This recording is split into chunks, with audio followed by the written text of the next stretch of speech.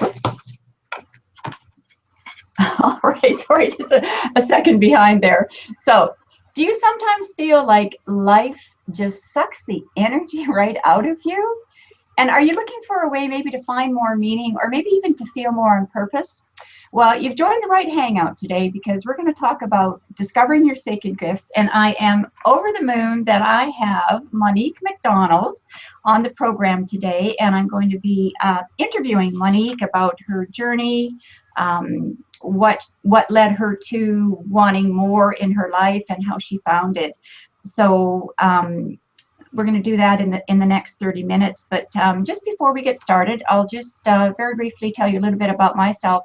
If this is your first time to this hangout, welcome. I'm absolutely delighted to have you watching. And while I am a certified law of attraction trainer and business coach, and I work with women mainly in startup businesses, I like taking women that are transitioning out of something and moving into something else. And that's why I absolutely love this Discover Your Sacred Gifts program, because I think Monique has created the quintessential program for anyone that wants to transition into, and it doesn't have to be business, it can just be the rest of your life, right? Where do you want to find feel on purpose and find more meaning? But if it is a business, all the better, because then once we create something that we love, we bring more happiness and positive vibes to the world as well.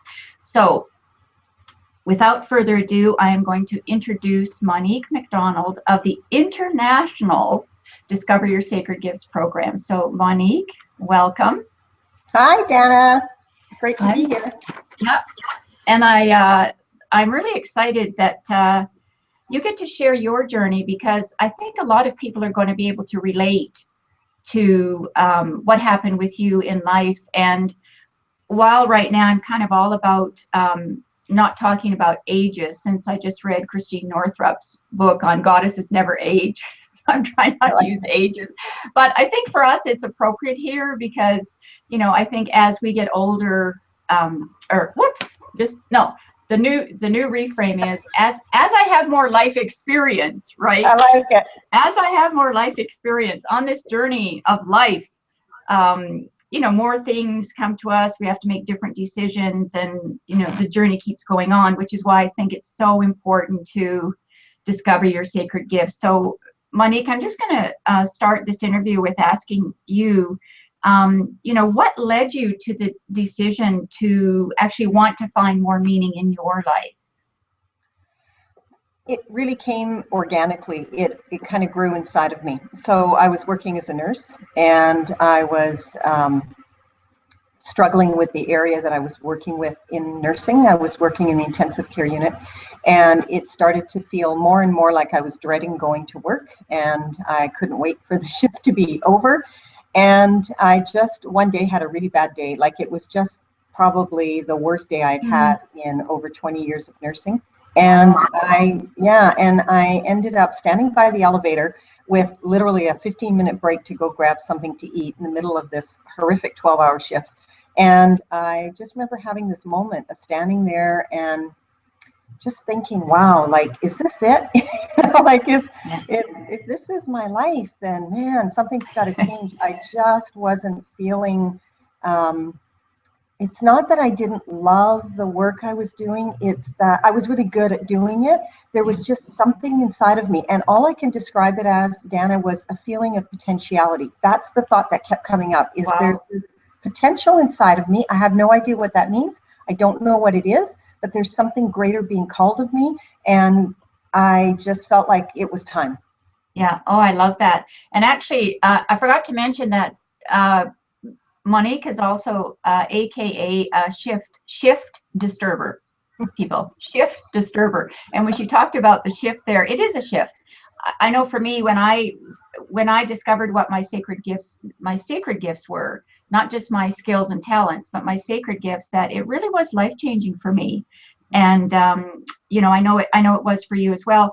I would really, I know I didn't give you this as one of the questions, but I know you can answer it easily. Tell us a little bit about your upbringing, because I believe that you were raised Catholic. And Yeah, I was raised in a really devout Catholic family. I have a sister who's a Catholic nun still to this day and has been for, gosh, more than 50 years.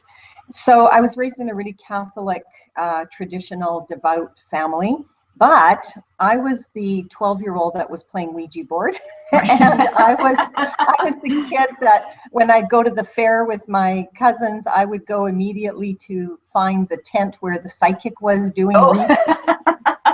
And I was all 12 years old, but I always just had this, even though that was my upbringing, there was this part of me that was curious, always curious, wanting to know more, interested in the paranormal, interested in this kind of spiritual, there was always this seeking going on inside of me. And so I stayed in the very Catholic upbringing, and then I married a Catholic man, raised my kids in the Catholic Church, put my kids through Catholic elementary and high school, was very involved in Catholic Church in all aspects. And then there was this dramatic change that happened. It was literally, I was sitting in church one Sunday, and this thought came to me. I remember the priest was talking, doing his homily, and I thought, I want to put up my hand and I want to question him. I want to kind of call him on some of this stuff.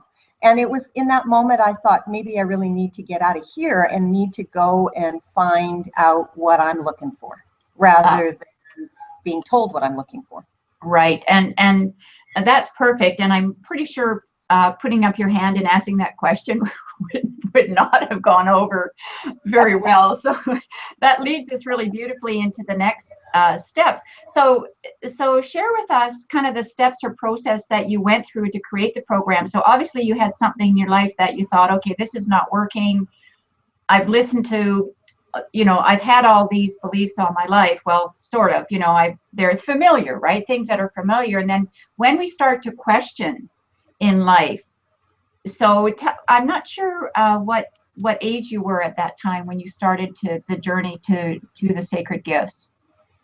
The journey towards the sacred gifts started in the kind of late 1990s. The search within myself started kind of in the Tony Robbins early, like 1980s, kind of time when that started the personal development interest. I think that was the beginning of it.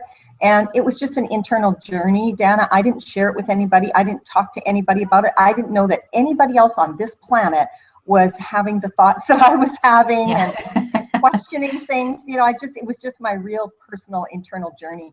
And then I got exposed to some personal development work, and that kind of started awakening things and made me question more and more, about this potentiality that I had. So I would say I was probably in my late 30s by then.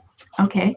Oh, it's interesting you say that, because, I think you and I have very similar journeys, and it's always something quite traumatic in life that becomes pivotal in our life, where we're just asking that question, like, there has to be more than this. And interesting enough, I asked that question when I was 35. And I started, my spiritual path. I just, it was like one day I didn't even know what it was. Like, I'm going, well, I'm an atheist, right? And then all of a sudden I met this person. In fact, she was a psychic, and read all the Edgar Cayce I could read, and also read books about women, wanting more in their life. And it seemed to be the ideal age was 35. Wow. That women started, and I do find that with women I talk to as well. I think it started 35, and then I think it's again 50, where there's an author, Gail Sheehy, that talks about passages in life. And, since you and I both have that sacred gift of knowledge, that, we're lifelong learners, we're always reading, right? And we're both teachers, so we want to, assimilate that information, then we want to teach it, right? Because it's just that it's been that powerful in our life that we know that can make a difference. I really love that word that you're saying there, though, about there was more potential in you. And I think that's kind of part of that question, like, is there more to life, but is there more to me in this life? And I think that's the spiritual journey, and, the whole thing about sacred gifts. So I know that it took you a while to actually to write the course. So tell the viewers about that how that got going for you. Yeah, so when I was first exposed to the idea that we have these gifts, and that came through a Catholic teaching, and it just opened something up in me. It just made me think, what might my gifts be? Because I didn't feel at that time like I had any particular gifts I could put my finger on. I just felt like I was good at certain things, right? Now, did you go to a workshop or something, Monique? Yeah, so it was a Catholic program that was being offered. It was completely and had nothing to do with why I was in the room at this meeting in Vancouver. Like, it just had nothing to do with it. Yeah. Exactly.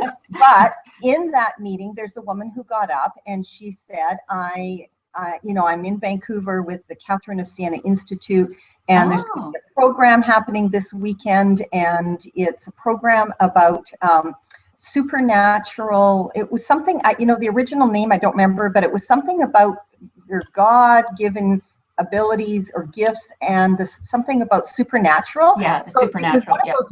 So it was a moment in time, Dana, where my brain went, what? Like, all of a sudden, supernatural, which was the Ouija board psychic, was in the same sentence as Catholic, and it was like, I got to go to that. So, off I went to this program, and within 15 minutes of it, this was the first time in all of my Catholic upbringing that I heard them refer to these gifts that we had. I'd never heard that before, and if I did, I never got it. Yeah. So I was just hungry to find out, and in that session, I discovered the fact that I likely had this gift of teaching as one of my gifts, and the gifts that I would have thought I had, Dana, didn't even come on the Richter scale. So, I've been, at that point, I had been over 20 years in nursing, and everything to do with healing, I had none of that. And then I had been singing in a choir for over 30 years. I'd been in chorus groups. I was raised in a musical family. And when it came to the kind of gift of music, I had none of that. So I was my attitude was, well, this is really stupid. I mean, obviously this isn't accurate. But then when they started talking about teaching, and I looked back over my life and some of the other things they talked about, that's when it started to make sense. And that it just dropped in. Dana, I didn't go looking for this. This was not my plan. This is not what I wanted to do with my life. It dropped in that I had to get this out to the world. I had to get it out in a way that was going to be practical, that it was going to be usable, that it was going to be non-religious, that it was going to be spiritual, but it was going to be spiritual in a grounded, practical way, that it would just make sense to people. And then I just got hungry to create that kind of program. Right. Wow. I just got goosebumps listening to you there, because, even though you say you didn't ask for that, you were saying to the universe, I need some answers to find out what's more. And that's a beautiful thing too about the law of attraction. I like to use these words, ask, believe, and receive. And, we like to get clear on the ask, but we definitely don't need to know how that's going to come for us. Your ask was, okay, universe, God, source, creator, there's got to be something more. Lead me to that. And unbeknownst to you, there it was sitting there, but not quite in the way that it worked for you. Now, Monique, I do understand that you sat for it for a little while, and then what prompted you to get this course created? Well, it was people asking me. So what happened at first is I came up with all the reasons why I couldn't do it. But I was still talking to people about it individually. I talked to my closest friend. I talked to my sister. I put my kids through an assessment to see what came up for them. So as I talked about it, every single time I opened my mouth, somebody would say, well, I want to know what my gifts are, So finally it was, I couldn't not do it, I guess that would be. So even though I had resistance and all kinds of stuff going on inside of me, it got to the point where I couldn't not do it. I had to do it. And so I was really blessed with an opportunity to go to a program that taught me how to be a trainer, how to take a message you have and deliver it in a way from stage. And as soon as I learned that template and that way of doing it, I knew that was the answer for me, because even though I was nervous being on stage, I was naturally a teacher. It was like, just give me a topic I'm interested in. I could talk about it forever. So I started just doing small workshops. I actually started with kind of 2-hour intros, and I ended up selling, I'll never forget this, I sold $1,250 worth of a course I hadn't yet written. So I was talking about the concept of, you know, knowing what our gifts are, and people were like, sign me up, you know, and they were throwing money at me. And so then it was like, okay, this was in the spring, and I thought I better create something. So, you know, I did my first workshop officially in the fall of, I think it was like 2004. Wow, love that. And I know that you and I have taken some of those same courses, and one of the things we learned there is ready, fire, aim, right? So that's exactly what you did. And I also remember you saying that you had the thought, if you didn't do it. Yes, well, yeah, that was really powerful. I read that in a book. There was this book I was reading about following your heart and following what's calling you, what you're feeling compelled to do.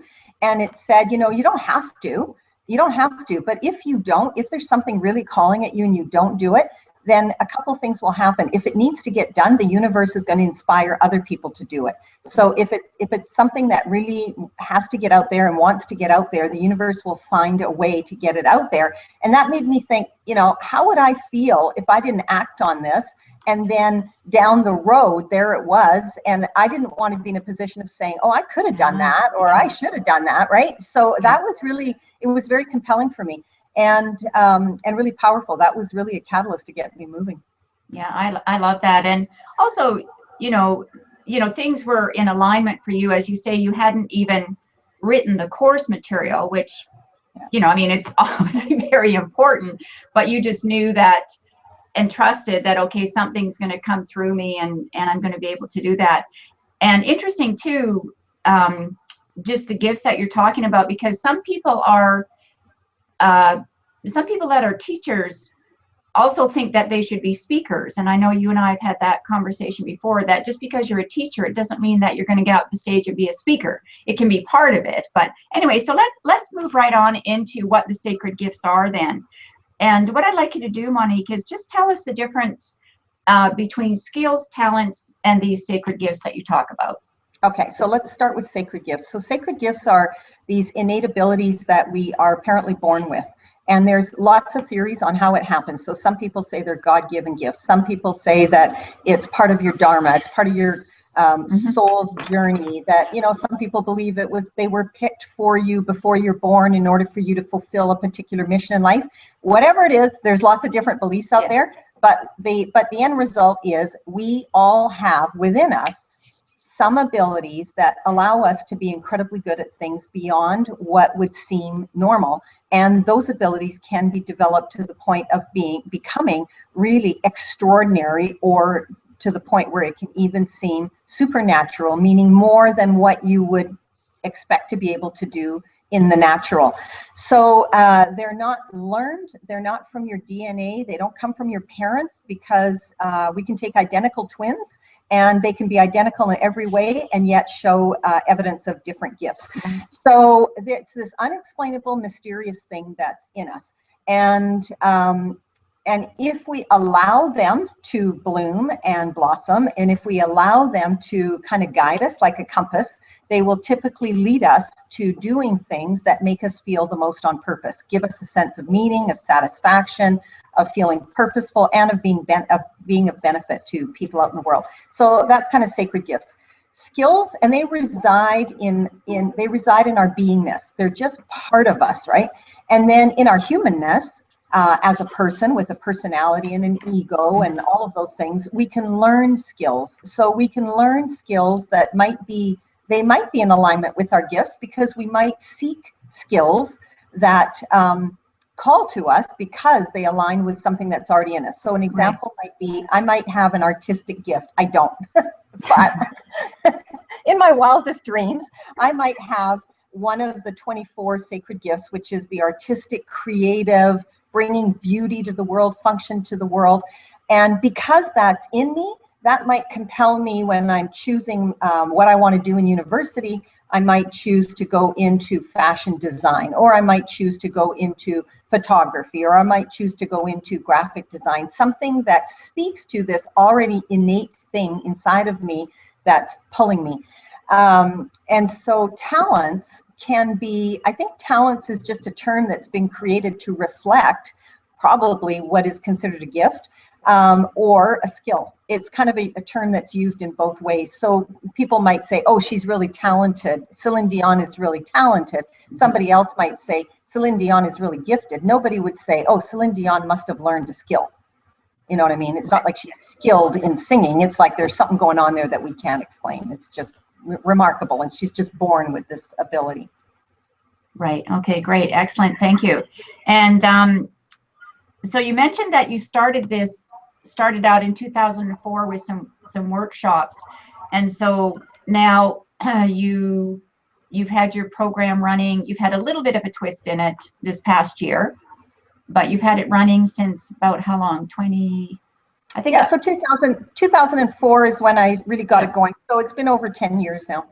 Yeah, and I know I had heard about the sacred gifts and you and all of that, but it you know, I just had a lot of other things going on, and then finally it was just the right time for me to take it. So just a little bit, Monique, about a question. When I know this happened to me, but when people are going through the process, because you have a 2-day workshop that you do, and you do this throughout the year, right? Mm-hmm. And so I've been to that several times now before I became a certified guide, the Sacred Gifts Guide. But I know there are lots of things that people say when they're going through the process. So what do you think are some of the most common things that people say when they're taking? I wish I'd have known this 20 years ago. Yeah. That's so common. I've had people say, oh my God, I wish I had known this when I was in high school. I wish I had known this in university. Oh my God, if I knew this, I'd still be married. Now that I know this, I can't continue doing the job I'm doing. I'm going to quit on Monday. It really changes people profoundly because it's a fundamental piece, Dana. It's not everything you need to know in life, but it's one of those foundational pieces that once you know what you are naturally equipped with inside of you, then you can build on that. You now know the tools you have. It's going to help you make better choices. It's going to help you make better decisions. It's going to help save people a lot of grief, because when you don't understand it, two things can happen. You're just naturally guided and you just follow the flow of life, right? Which a lot of people do. So they feel compelled to move into the direction of design, and they move in that direction. And it's compelling. They don't really know why, but that's what's interesting to them. And so they just naturally fall into it. Or somebody who becomes like a Tony Bennett who's still at 93 years old singing or whatever, right? It's just, they just follow, right? Okay, so that's, some people it's like that. But for other people, if they don't know this and they don't follow that kind of inner guidance for all kinds of reasons up here, right?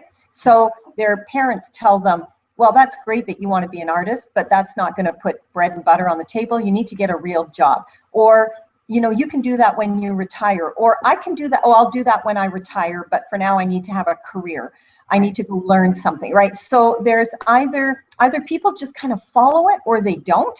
And if they don't follow it, generally speaking, what will happen is, if they never give themselves the opportunity to live into their gifts that are really compelling them in particular directions, they will either become miserable, or they will simply shut down and they will just go on autopilot and just do what they do and not like doing it, and be thinking all the time about what they could be doing and not do it.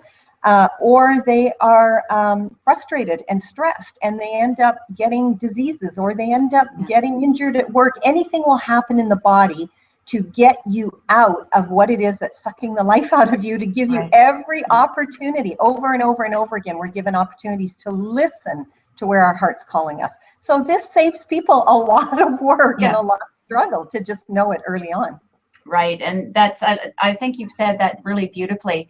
I know for me, when I did discover some of my sacred gifts, some of them were things that I was doing, like the sacred gift of teaching.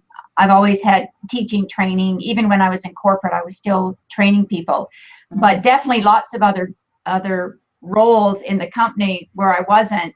I was always thinking about quitting, like, how can I get out of here? And, you know, it would have saved me a lot of grief, and maybe the company too, right? I don't know. But, you know, I just, from that law of attraction perspective, when we're joyful and we're benefiting someone else and it has meaning and we feel on purpose, then we just attract way more of that in our life. And it's what you said about those people that never do what they want, and they end up blaming everybody, and they never have the chance, and all the limiting beliefs about why they can't do something, right? I'm too old, I'm too young, I'm too tall, I'm too short, my family never did that, I don't know how to do that, didn't work last time, so I'm not going to try it again. You know, I just want a smooth sail in my life, and the smooth sailing is like flatlining almost, because there's no joy, right? There's no emotion. People are just going through things.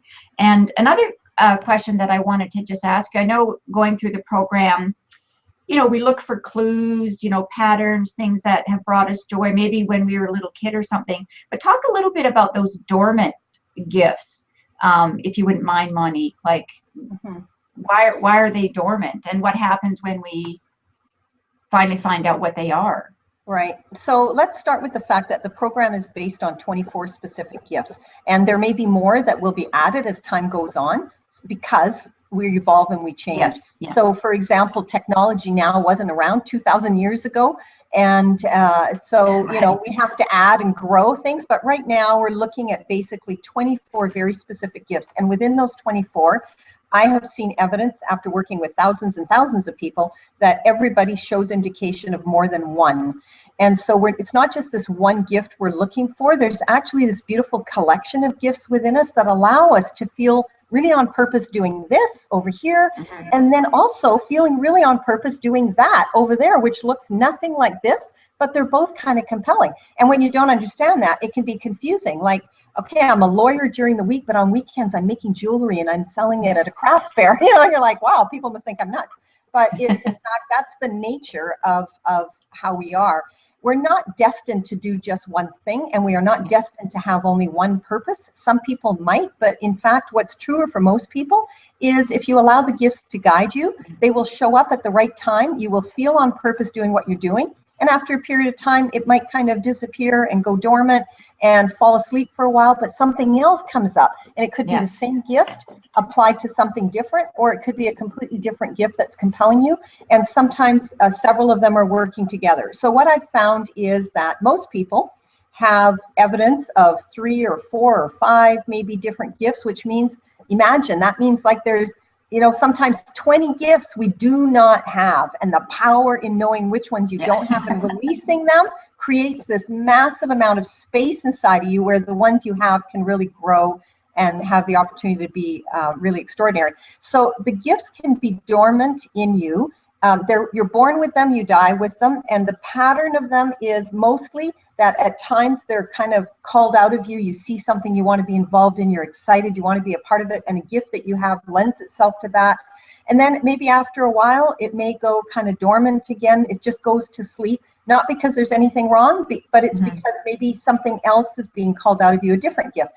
And then for some people, it's like they have one gift and it shows up throughout their life, and some of the other gifts come and go. So that's natural in the rhythm of sacred gifts.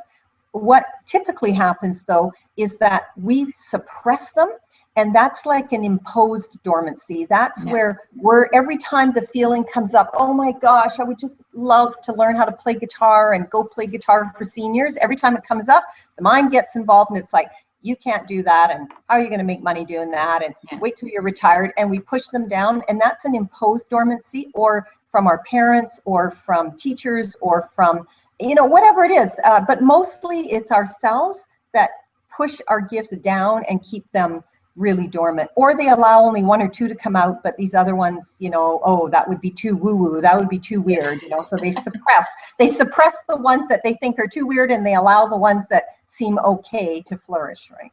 Yeah, that's just great. Actually, I was doing this. I do as a certified sacred gifts guide, I take Monique's program, but I actually do it through Google Hangouts. So I'm very, very blessed to have clients and women, or students wanting to learn this like all over the world. And I remember I've got a few gals in Norway and Denmark and Dublin. And for me, I just love that. Like that was always my goal. But I remember two of them saying as they went through the process that they can remember, and they did this, their grandmother said, talk about those woo-woo gifts.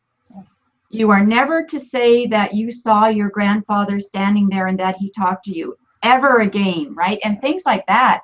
And so when they took the program, all of a sudden, you know, they were looking at something. It's like, wow, you know, I had that, but I was always told never to talk about, you know, woo-woo things like that.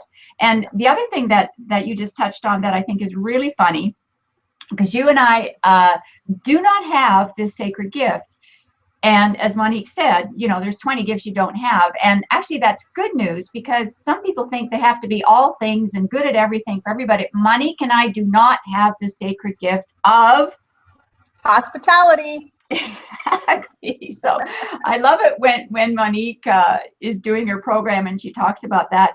Now, Monique and I both love people. I mean, we're teachers, and so we have that interaction that, but, you know, I have a sister who is a gourmet chef.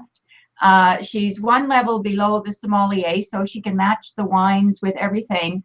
And she will have, I always say she'd invite people in off the street, which she has occasionally done, even to my place, that she'll say, is that okay? What am I gonna say? No, but I wouldn't do that. I'm happy to go to meet people in a restaurant.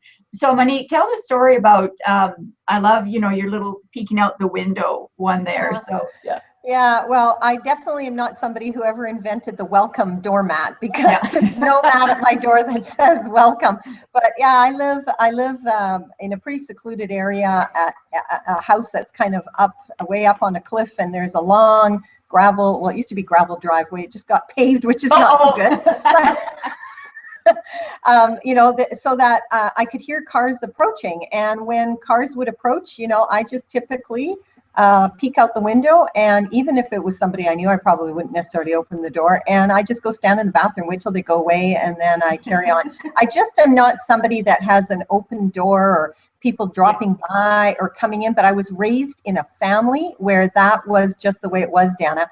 My mother had people at our table, breakfast, lunch, and dinner. She had boarders, she had foster children, she had visitors, she had people. There was always somebody in our house morning, day, and night. So we just grew up with it, and it was okay.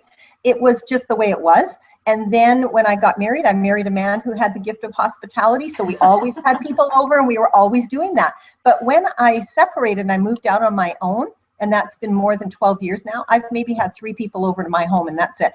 I just really, that was never my gift. It was just never my thing to do, to entertain or have people over or anything. But I have such a deep appreciation of being the beneficiary of that gift. And my sister also has it. So once I understood it, that's why people will say things like, if I knew this, I'd still be talking to my sisters, because what happens is there's an understanding of reciprocity. If I have turkey dinner this year, you should have turkey dinner next year. And then when you don't offer to do that, after a while between people, it can start to create resentment and all this crazy stuff that happens that would never be a problem if people just understood this. Some of us have that thing and some of us don't, but we have other things that we do really well. And I can give money towards buying the turkey. I can go ahead of time and help clean up or do the dishes after. I have a service gift. I'm happy to do dishes. I could do dishes, you know, it doesn't bother me.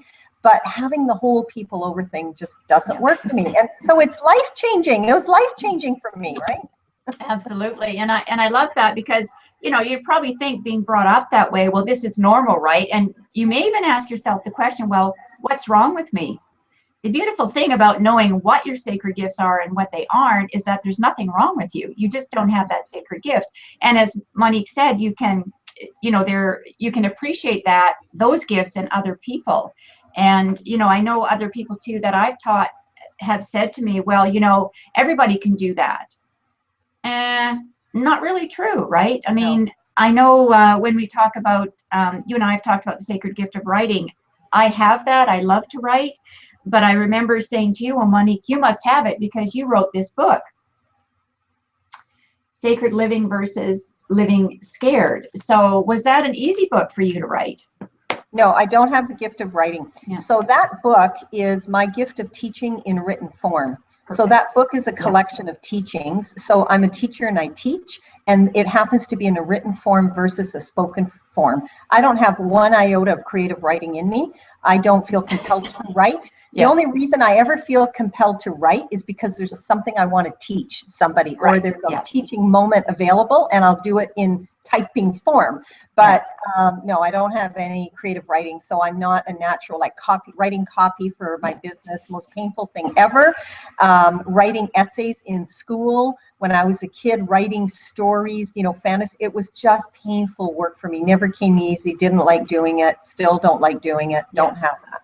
Yeah, and so the beauty of that too is that in, you know, if you're a businesswoman, you can hire somebody to do that, right? You can contract with them. You know, there's lots of copywriters and other people out there who are just, you know, so anxious and passionate about using their gift that they can help you grow your business as well. That's why there's ghostwriters, right? That's why ghostwriters exist, because somebody has an idea of something they want to put in a book form, but that doesn't mean they're a writer, and that's why there's ghostwriters.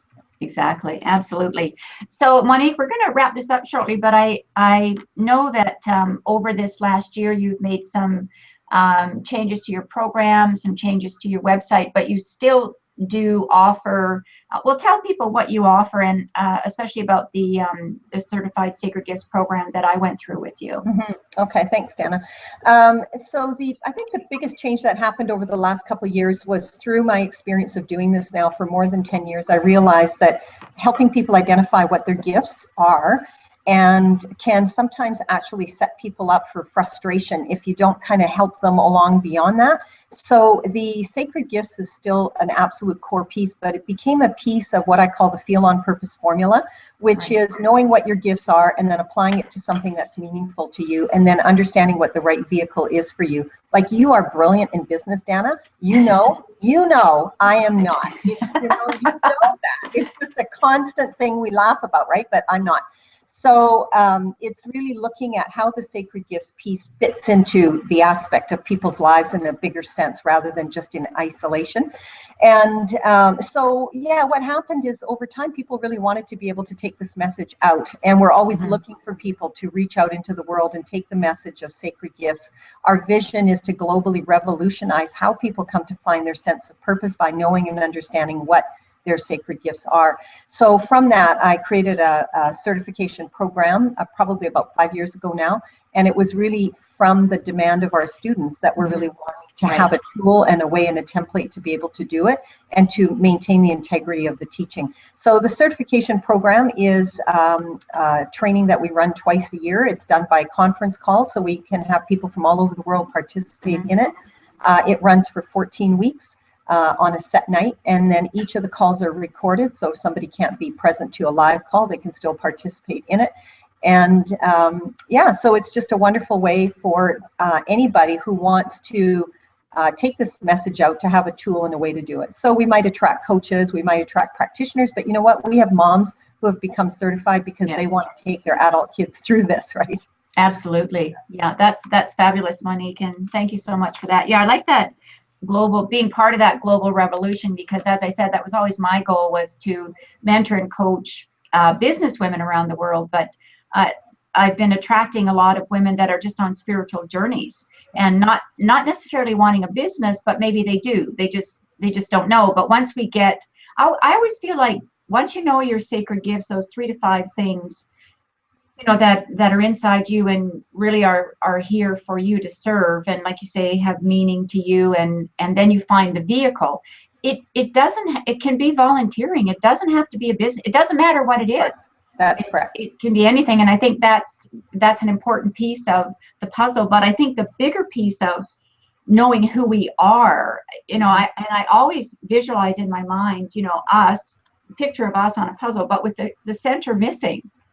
And I think that's where the sacred gifts are, right? It's that piece of that puzzle that, oh, wow, that's why I like that. Or, oh, that's why I don't like that, right? Or I remember saying to you when one of mine came up as writing, and I said to you at the class that, well, anybody can write.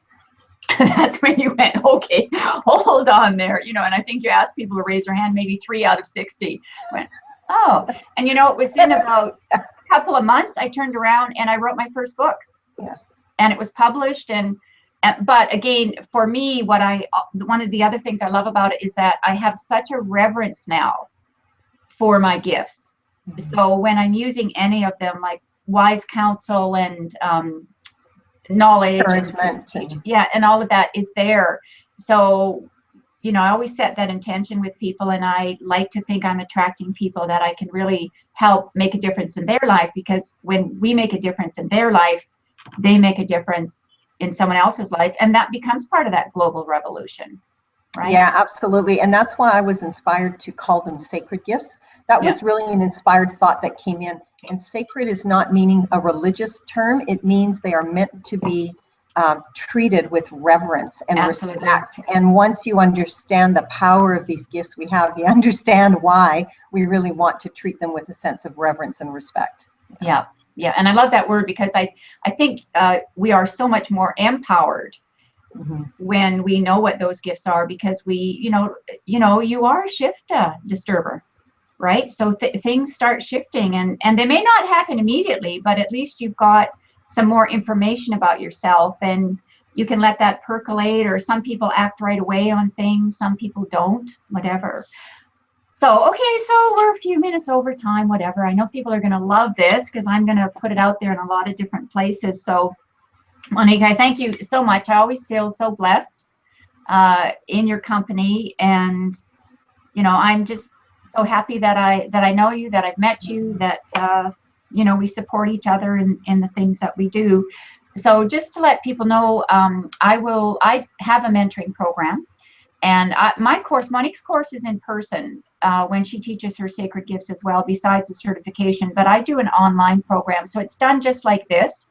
So the venue that I use is the Google Hangouts, because what I love about it is I can set up a community, I can put the workbook in there, I can put any links to what they need, and also it's done online, and everything is recorded. So, in a very short time, you can find out what your sacred gifts are. So you can go to my website and check out danasmithers.com/programs/sacred-gifts.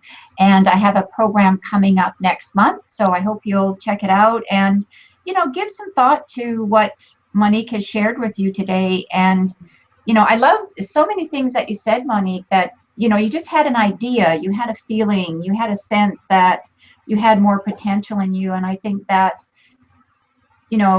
we don't always make those changes right away, but they're in there, right? They're sort of in that hard drive, and they're percolating. So, Monique, any final words of wisdom for people that you'd like to share? I would say, follow up with Dana. Yeah. Dana's brilliant. Dana's brilliant. I mean, she's a brilliant businesswoman. She's an amazing coach and mentor. That would be my word. Would be contact her and find out what your gifts are. Thank you. Lovely. That's what we need. We need to know what our gifts are. Yeah. Right. Thank you. Yeah. We hadn't arranged that, by the way, for Monique to say that. But yeah, as business women, we want to support one another. And I know Monique doesn't like to say, but she is a businesswoman, but she is a businesswoman. And, businesses are organic. It's a good word, right? Organic. But first and foremost, she's a teacher. So whatever she does, she loves the teaching part of it. And you see it. I mean, we're happy, right? This is when we're in the joy, we're benefiting someone else. So I invite people to, if this appeals to you, to become a guide. As a business coach, I use it all the time, because I may be starting with someone that doesn't really know, they're wishy-washy where they're going. So I'll take them through the program online, and then we've got some clarity. So then we can move on to starting the business, the market research, the marketing, the sales calls, the blogging, the social media, all of that good stuff. So I'm going to say farewell. So that's us. That's wonderful. I thank you. And please check out Monique's program at yoursacredgifts.com, and you can check me out at danasmithers.com. Bye for now. Thanks, Dana. Thank you, Monique.